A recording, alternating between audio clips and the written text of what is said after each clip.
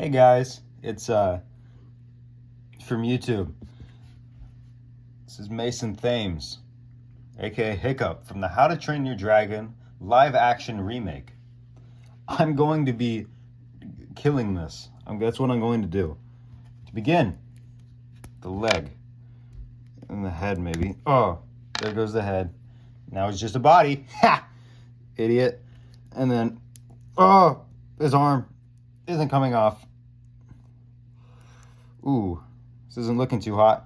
Now, Toothless, which came in this, I spent $15 whole on this Hiccup and Toothless action figure, and that's looking bad.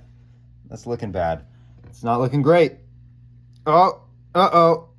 There we go. It might be time. That's not looking too hot for him. There's no way he's training the dragon with that. I'm so funny. High five. This isn't going well. It's not going well. Yeah, hopefully I have a better day tomorrow. It was really swell, but now I'm killing Hiccup, so, you know, what could have possibly happened, am I right? All right, I give up. Thank you guys for watching. Thank you so much for the 4 people, Lego Zaya and most likely Izza, for watching this video.